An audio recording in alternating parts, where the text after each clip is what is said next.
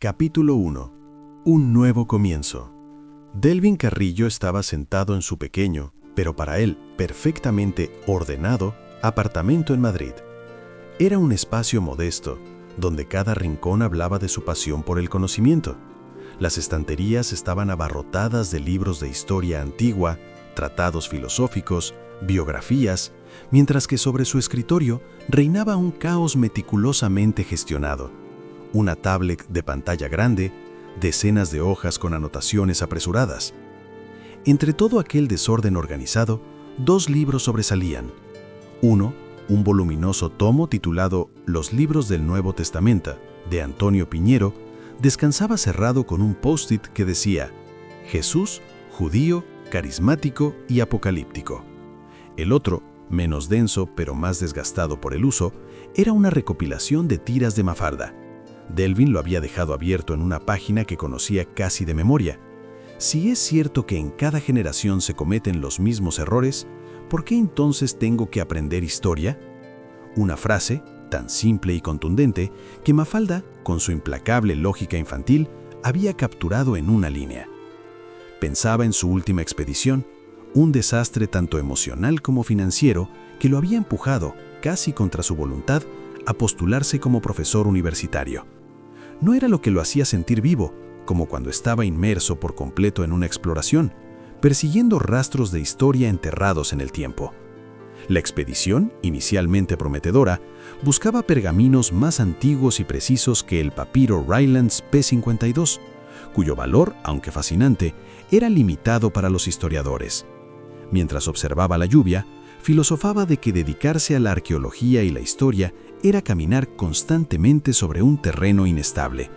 Pero a pesar de todo, su pasión seguía intacta, y por ello, cada día se sumergía en libros y artículos buscando nuevas pistas, nuevas preguntas que responder.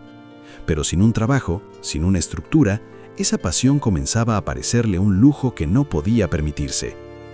El sonido del celular interrumpió sus pensamientos. Era una videollamada por WhatsApp.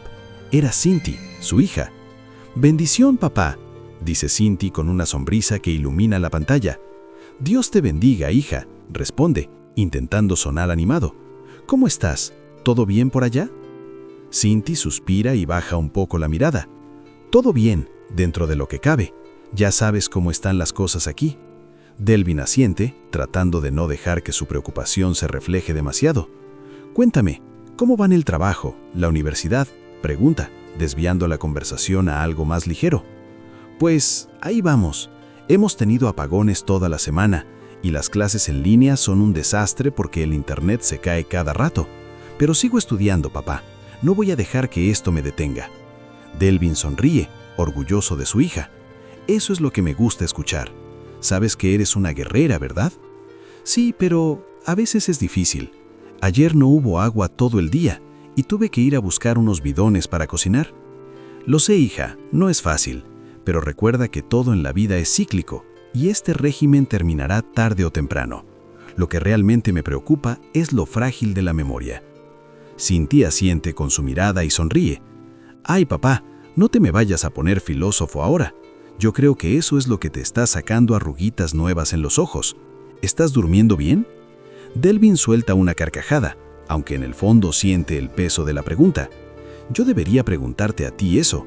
Pero sí, lo admito, no he estado durmiendo mucho. He estado leyendo mucho, tratando de encontrar mi rumbo otra vez». Cinti lo mira fijamente, como si pudiera atravesar la pantalla con su mirada. «Papá, tienes que cuidarte. Mira que la vida es corta. Tú mismo me lo recuerdas a cada instante». Delvin sonríe, conmovido por la preocupación de su hija. «Tienes razón, hija. Haré un esfuerzo por dormir mejor. Lo prometo. Además, tienes que estar fuerte para cuando vengas a visitarme a mí y a mis hermanitos, porque eventualmente vas a venir, ¿verdad?» «Claro que sí. Iré a verte en cuanto pueda. Y cuando lo haga, nos sentaremos a hablar de todas las últimas vivencias y experiencias». «¿Y mis hermanitos? ¿Has hablado con ellos?», preguntó Cinti, como siempre hacía en sus llamadas. Delvin estaba por responder cuando una llamada entrante se reflejaba en su móvil. «Hija, me está entrando una llamada. No sé quién será. Voy a atenderla. Te llamo luego. Te quiero». «Yo también te quiero, papá. Duerme bien y de verdad, Hazlo. Inmediatamente cortó la videollamada y atendió a la entrante. «¿Doctor Carrillo?», preguntó una voz femenina al otro lado. «Sí, con él habla». «Le llamo de la Universidad Central de Madrid. El rector está interesado en hablar con usted sobre un puesto de profesor en la cátedra de Historia. ¿Podría venir esta semana a una entrevista?». Delvin guardó silencio un instante, dejando que el peso de la oportunidad se asentara en su mente. La Central, una de las universidades más prestigiosas de España, no era solo el lugar donde había forjado su pasión por la historia, sino también el escenario de años inolvidables como estudiante. Ahora, regresar como profesor, compartiendo sus conocimientos, se sentía como un faro iluminando su oscuridad, una señal de esperanza en medio de su incertidumbre. «Sí, claro, estoy disponible». «Perfecto. Le esperamos este viernes a las 10 de la mañana en la rectoría. Allí estaré». Colgó el teléfono y dejó escapar un largo suspiro. Por primera vez en meses, sintió un destello de esperanza. Esa noche, mientras preparaba una taza de café, reflexionó sobre la idea de enseñar. Lo entusiasmaba y aterraba a partes iguales. No era solo la responsabilidad de transmitir conocimiento, sino también enfrentaba el reto de conectar con jóvenes cada vez menos inclinados a la lectura y profundamente inmersos en lo digital. Comprendía que no bastaba con ofrecer respuestas fáciles. Ahora, la clave era captar su atención en un mundo saturado de información y distraído por las pantallas. ¿Podré inspirarlos?, se preguntó. Encendió su reproductor y los acordes casi mágicos de África, de Toto, comenzaron a llenar la habitación con intensidad. La música, ese refugio eterno que siempre lo abrazaba cuando las palabras fallaban, dejó que la melodía hipnótica lo envolviera, mientras cada nota parecía desatar un hilo de sus pensamientos enredados. Pensó en cómo compartiría no solo los conocimientos académicos, sino también las historias que había desenterrado bajo el sol del desierto o en bibliotecas olvidadas. Aunque sabía que todo eso llevaba un peso. Hablar de temas profundamente históricos tenían en muchos casos impregnado el sello de las creencias. Eran terrenos resbaladizos, donde la pasión por la verdad podía chocar con dogmas firmemente arraigados. Era consciente de que tocar esos temas con demasiada profundidad podía despertar admiración y curiosidad en algunos, pero también provocar el rechazo y la controversia en otros. El viernes llegó rápidamente. Delvin se vistió con cuidado, combinando unos jeans oscuros con una camisa azul celeste y un chaleco de vestir negro. Quería transmitir profesionalismo sin perder su estilo personal. Salió temprano de su apartamento en Lavapiés, el característico bullicio de este barrio madrileño, acompañándolo hasta la entrada del metro. Bajó las escaleras de la estación con paso firme, aunque no pudo evitar sentir emoción. Sacó su móvil del pantalón y luego los audífonos Bluetooth que guardaba en el chaleco, se los colocó y pulsó play al reproductor. Entonces las primeras notas de Something de The Beatles comenzaron a inundar sus sentidos con una mezcla de nostalgia y serenidad.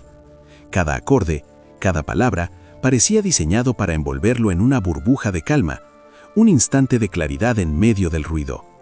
Las armonías suaves y melancólicas se entrelazaban con el latido de su corazón que poco a poco comenzó a acompasarse con la música.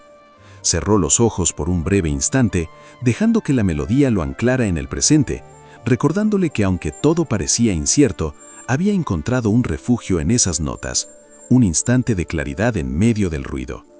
En Moncloa, mientras esperaba la línea 6, la emoción y los nervios por el próximo reto llenaban su mente.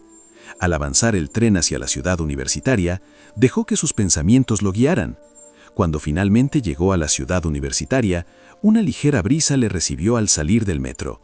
Levantó la mirada hacia los amplios senderos y edificios que se extendían frente a él, tratando de calmar los nervios con un pensamiento esperanzador. Quizás este sería el inicio de un nuevo capítulo, uno donde podría compartir su amor por la historia con quienes darían forma al futuro. Respiró hondo, enderezó los hombros y caminó hacia la facultad. Estaba listo. Entró en la rectoría, saludó a la secretaria y fue conducido a una sala amplia. Allí lo esperaban el rector y dos profesores. El rector, un hombre de gesto cordial, abrió la entrevista. «Doctor Carrillo, conocemos su trayectoria en arqueología y filología. Nos interesa cómo podría transmitirla a nuestros estudiantes». Delvin habló con pasión sobre su experiencia en excavaciones, su amor por las lenguas antiguas y la necesidad de enseñar historia como un conjunto de preguntas más que de certezas. Pero entonces intervino el profesor Sánchez, un hombre de mirada acerada y voz dura. He revisado algunos de sus escritos, doctor. Francamente, me preocupa su tendencia a cuestionar la tradición cristiana. Aquí, muchos estudiantes provienen de familias católicas. ¿Cree usted prudente sembrar dudas que pueden destruir su fe? La sala se tensó. El rector no intervino de inmediato. Delvin sintió como la pregunta lo empujaba contra la pared. Respiró y respondió. Con todo respeto, profesor Sánchez, la historia no está para sostener nuestras certezas, sino para examinarlas. Si evitamos la duda, ¿qué clase de universidad seríamos?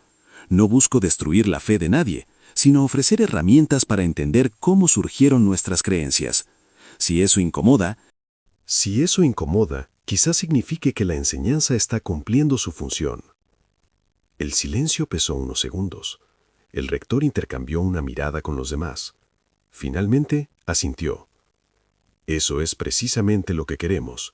Un profesor que no solo enseñe fechas, sino que despierte pensamiento crítico. Bienvenido a la central, doctor Carrillo. Delvin estrechó su mano, aliviado pero consciente de que aquel profesor hostil sería un obstáculo futuro. Mientras salía, pensó que la historia nunca era un terreno seguro. Siempre implicaba incomodar a alguien. En el camino de regreso, sin auriculares ni música, dejó que el aire fresco lo golpeara en el rostro. Sonrió levemente. La batalla apenas comenzaba.